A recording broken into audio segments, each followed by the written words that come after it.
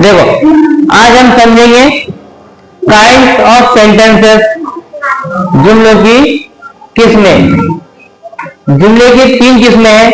सबसे पहली है सिंपल सेंटेंस, दूसरे नंबर पर compound sentence and last one है कॉम्प्लेक्स सेंटेंस।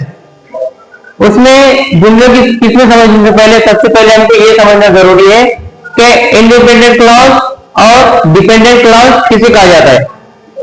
सबसे पहले देखो, डिपेंडेंट क्लॉज ऐसा क्लॉज जो जुमला मुकम्मल करने के लिए या पूरा मानी मुकम्मल करने के लिए दूसरे जुमले पर मुनसिर होता है, वो क्या कहलाता है?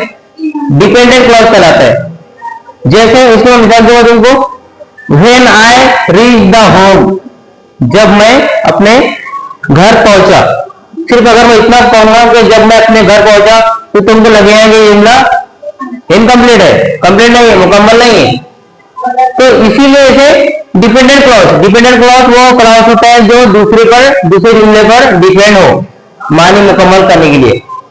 और उसके बाद है इंडिपेंडेंट क्लॉज। इंडिपेंडेंट क्लॉज ऐसे क्लॉज को कहा जाता है जो एक ही क्लॉज के अंदर मानी या मफहूम पूरा समझ में आ जाए। ऐसा जुमला जो दूसरे पर डिपेंड ना रहे, इसलिए उसे इंडिपेंडेंट क्लॉज कहा जाता है। जैसे सबसे पहले उसमें हम देखेंगे सिंपल सेंटेंस। सिंपल सेंटेंस के अंदर सिंगल इंडिपेंडेंट क्लॉज लगाया जाता है। जैसे इसके एग्जांपल है he won the match, he won the match, वो मैच जीत गया। मतलब जुमला कंप्लीट हो रहा है जुमला complete. He won the match, I am a boy, girl, वो एक लड़की, मतलब जुमला मुकम्मल हो रहा है, कंप्लीट हो रहा है। तो इसलिए इसे सिंपल सेंटेंस या सादा जुमला भी कहा जाता है। उसके बाद सेकंड है कंपाउंड सेंटेंस। उसके अंदर 2 और मोर इंडिपेंडेंट क्लॉज, मतलब 2 या 2 से ज्यादा इंडिपेंडेंट क्लॉज की जरूरत होती है जुमला मुकम्मल करने के लिए। उसकी एग्जांपल है I drink green tea but they drink coffee.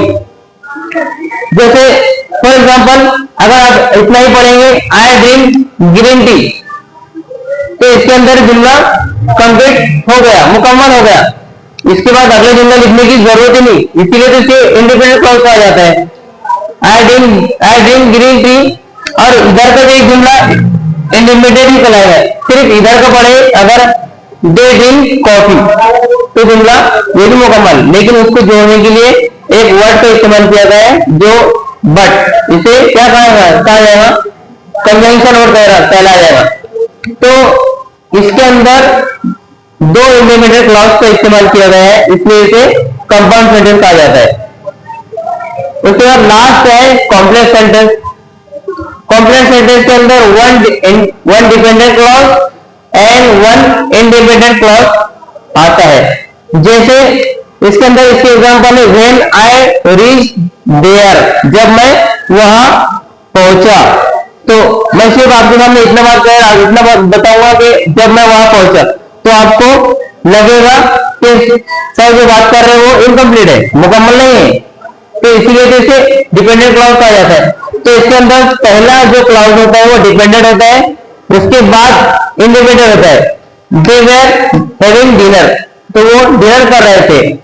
इतना कहूंगा मैं कि वो खाना खा रहे थे, तो जुमला कंप्लीट है, मुकम्मल है। लेकिन मैं इतना कहूंगा कि जैसे मैं घर पहुंचा, तो क्या हुआ? वो जुमला कंप्लीट नहीं है।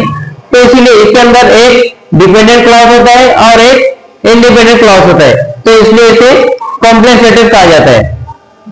तो आज हमने देखे काइंड्स ऑफ सेंटेंसेस, जिसके अंदर सिंपल सेंटेंस, कंपाउंड सेंटेंस और लास्ट वन है कॉम्प्लेक्स सेंटेंस। उम्मीद करता हूं आपको समझ में आया होगा।